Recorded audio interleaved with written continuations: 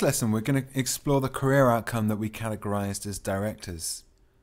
Most aspects of the audiovisual performance industry require at least some organizational skills, from the managing tools of a fully live audiovisual performance to simply managing one's profile and online presence. To master such skills is a rare talent in itself. And directors, as outlined in this lesson, are people especially gifted in that way and profit directly from their expertise by offering project management services for less organized audiovisualists. And more specific career outcomes for directors could also include an office manager or an event promoter, even a managing director for an audiovisual company. Similarly to architects, people interested in a director's position will set their sight on the bigger picture of the audiovisual performance industry, on producing the blueprint of an entire show or an event, and delegating each aspect of the job at the hands of teams or technicians, producers and artists. The bigger the project, the bigger the team needed to execute the project, and the more urgency is needed to include a director to make sure that each part of the team is working in parallel. The director's role is to be organized, but it doesn't mean that it's boring or uncreative. Directors' projects may include festival promotion, tour management, or directing music videos and other things. Directors can start out as independents for their own small-scale events, or just as well working as personal assistants for more reputable artists, producers, or other directors. Some of the tasks could include maintaining a day-to-day progress log for one long-term project, while the content producer that you're working for stays focused on the creative parts of that project. Other aspects could be keeping an eye out on budgets, calendar deadlines, or client communications. Patrons will be coming from different places, depending on whether directors are working on their own projects, as event promoters, for example, or for high-level AV acts, as label managers, for example. Where event promoters rely on direct ticket sales, the patrons for managers will be punters, the general audience. In most cases, directors will work for specific clients, though. If the project is ongoing, as with that of managing a label, it's likely director fees will be a fixed salary paid at the end or the middle of the month. If the project is for a limited duration, such as directing a music video, it's likely that directors will charge clients for the overall project budget, including payments for any hired staff or equipment needed for the project delivery. The director's fee is likely to be between 10 and 20% of the overall budget, depending on what is customary in your part of the world. In most cases, a first advance payment between 25 to 50% of an overall budget could be given before the start of a project, and the remaining fee paid after delivery of the final product. Sometimes this can be divided into smaller, more frequent payments, especially if a project includes a pitch and several stages for approval from the client. It's usual to set up a payment process after each stage is clear to solidify the client-director commitments. A pitch is perhaps a new word for some people. Basically, a pitch is becoming a more regular part of a director's work cycle, and it includes a small-scale version of the project to propose to the client, similarly what a showreel could be, to demonstrate how the artist envisions the live performance or the project to evolve. Keeping the music video example in mind, the pitch would often present a storyboard of what the final music video would look like, with a series of stills and images. The stills will act to indicate the treatment of the video. In other words, what it will look like in the end and the feel and emotional value of it. Also presented in the pitch would be key visual effects, the narrative of the overall video, and probably a detailed budget and production schedule. Pitch documents can apply to a wide variety of projects, from festival marquees to gallery installations. Initial success as a director can prove to be a long-term challenge, as it's easy to settle into a rewarding workflow. A great scenario is to be hired by up-and-coming clients which are growing at the same pace as you. But otherwise, being a director for an ongoing job that's too systematic from one day to the next may hinder and slow down your own growth. If this is the case, one way to grow would be to optimize your time per job ratio. In other words, as you improve your management skills, try to deliver the same job in less time. This, in effect, will allow you to allocate more time to newer jobs in your work schedule.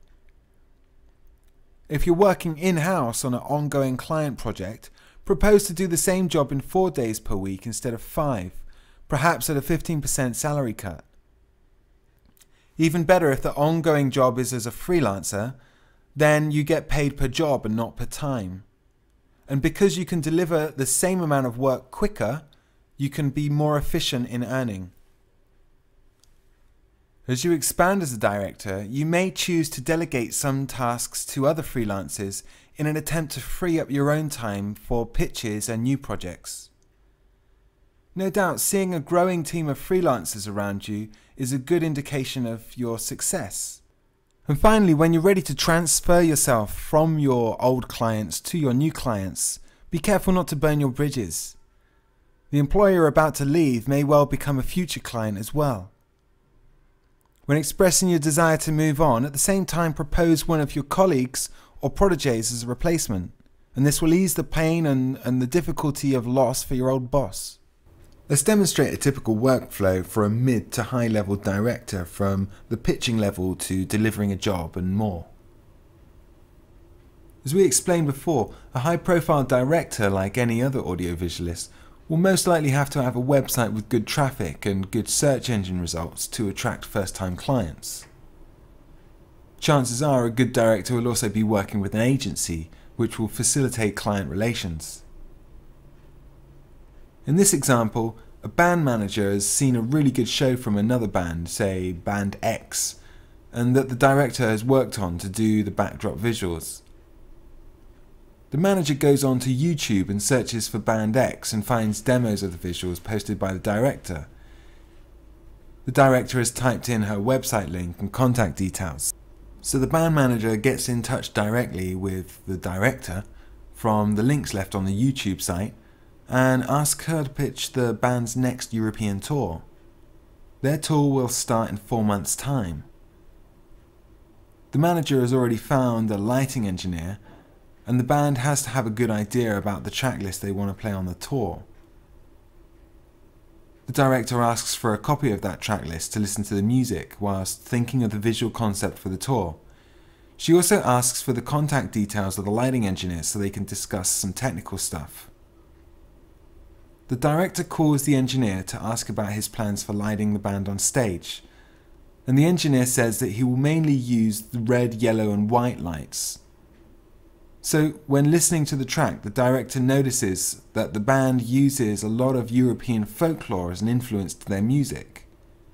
She decides to theme her show visuals on Russian poster art, using mainly grayscale footage, sometimes tinted red and yellow to match the lights.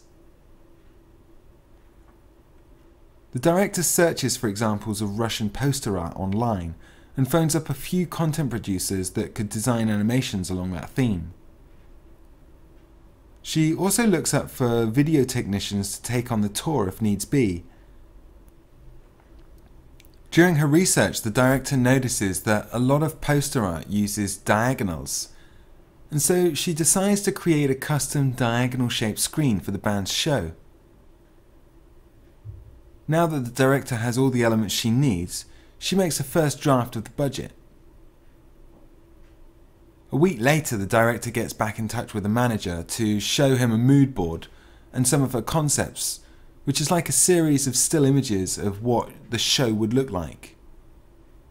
The mood board will include examples provided by the content producer, as well as stage drawings from her ideas with the screens, and put the producer's imagery into the context of the shaped screens.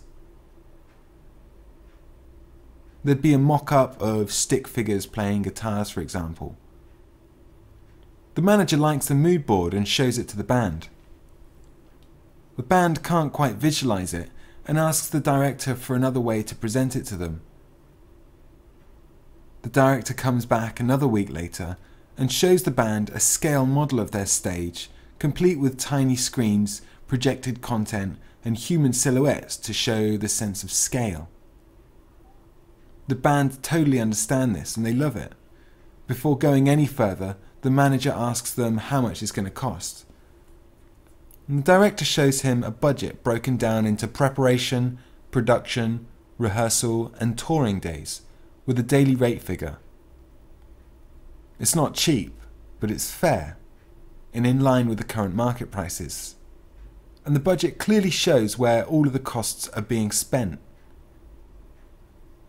The manager asks to cut the visual production for track 3, as the band only want to have white strobe lights for that specific track. Everybody agrees on a new budget, and the band want to see the finished visuals during their music rehearsals, so the director agrees to a delivery deadline of 2 weeks before the first show.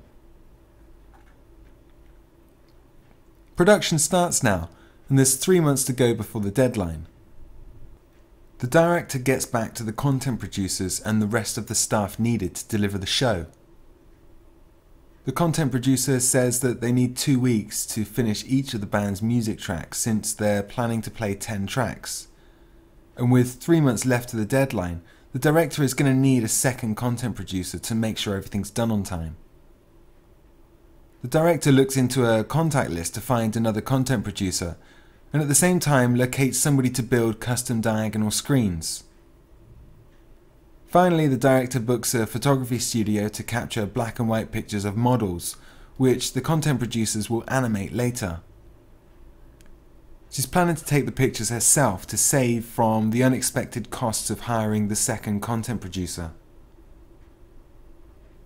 The director receives a first payment from the band manager to show his commitment to the project, and she uses part of this first investment to pay for the photo shoot models and the studio, which are just 1 day away. The shoot goes well and the picture files are sent to the content producers to be animated into Russian poster-style visuals.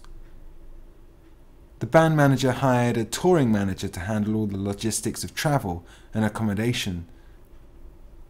The band have decided on the running order of the tracks, and since they want a lot of accuracy between the visuals and the music, they demand that the visuals run on a time-coded click track. Since this request was not part of the original brief given to the director, she asks for an added cost on the budget, and the band manager agrees. 1 month before the deadline, the custom screens are built, and a rough edit of each track is ready to preview. The manager is invited to view the rough edits on the new screens in the director's testing studio.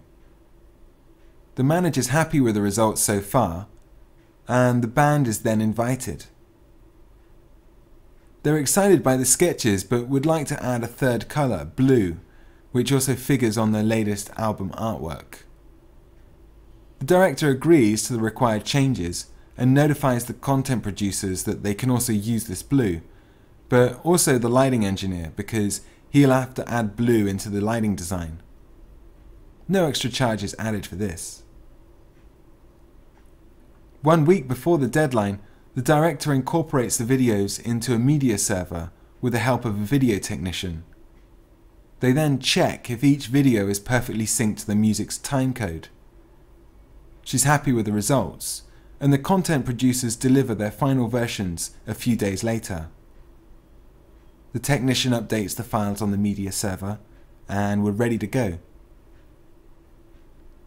On the day of the deadline, the media server is taken to the band's rehearsal studio with a projector.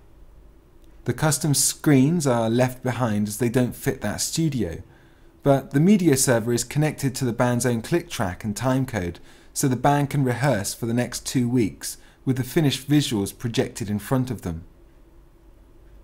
From the director's team, only the video technician stays for the whole duration of the rehearsals to operate the media server and make minor adjustments.